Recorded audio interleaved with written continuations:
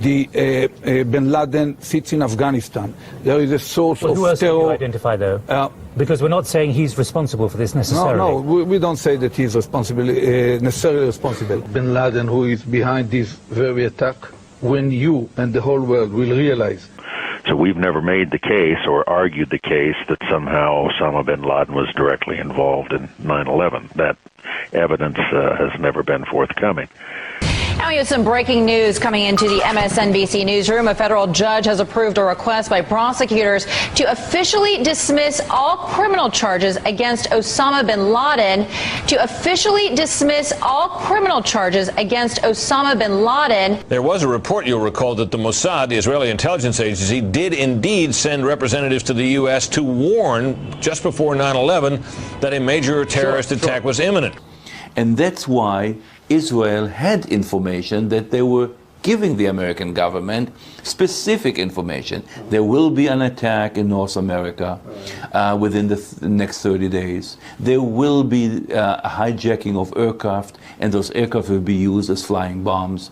That was available at the time.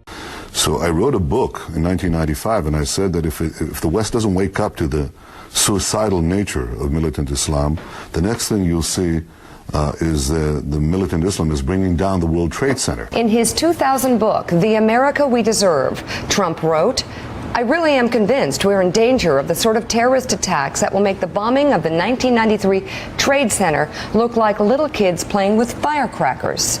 Trump also mentioned the mastermind of the attack, writing, quote, "One day, we're told that a shadowy figure with no fixed address named Osama bin Laden is public enemy number one, and U.S. jet fighters lay waste to his camp in Afghanistan. He escapes back under some rock, and a few news cycles later, it's on to a new enemy and a new crisis." The alliance between Israel and America has always been extremely strong. It's about to get even stronger. President Trump and I see eye to eye on the dangers emanating from the region, but also on the opportunities. I think... Well, excuse me one second. You're making a connection between the Taliban and Iraq? Yes, I am. I'm saying that if you look at those who harbor terrorists, and those who support terrorists. I guess I was looking for a connection between September 11th and my understanding why we went to the Taliban is there was a connection there. They were harboring somebody that we believed did the act on September 11th. Yes, that's the first reason why you did it. Now you're going to take me from September 11th to Iraq somehow? Yes, but I'm saying something else. I'm saying the connection is not whether Iraq was directly connected to September 11th, but how do you prevent the next September 11th? What is important to understand is that you have to dismantle the entire terror empire, and especially before its main practitioners, the terror states of Iran and Iraq, acquire nuclear weapons.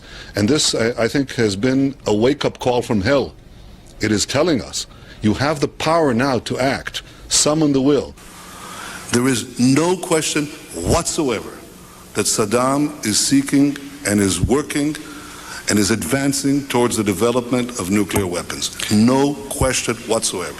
No question whatsoever. Those weapons of mass destruction got to be somewhere.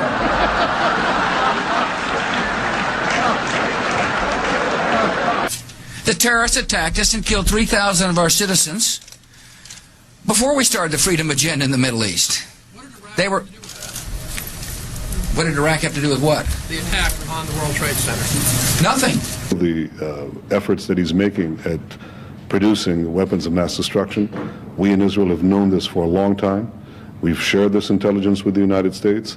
If you take out Saddam's regime, I guarantee you that it will have enormous positive reverberations on the region. Do you think that the U.S. or UN forces should have moved into Baghdad? No. Once you got to Iraq and took it over and took down Saddam Hussein's government, then what are you going to put in its place? That's a very volatile part of the world, and if you take down the central government in Iraq, you can easily end up seeing pieces of Iraq fly off. Part of it the Syrians would like to have to the west. Part of eastern Iraq the Iranians would like to claim, fought over for 8 years. In the north you've got the Kurds, and if the Kurds spin loose and join with the Kurds in Turkey, then you've threatened the territorial integrity of Turkey. Listen to a terrorist threatening his own country. The streets of America shall run red with blood. He was a suburban California kid, a lover of heavy metal, who became one of the most wanted men on the planet. The grandson of a Jewish doctor. Adam Perlman morphed into Adam Gadon, the American mouthpiece of Al-Qaeda. September 11th demonstrated that America is not invincible.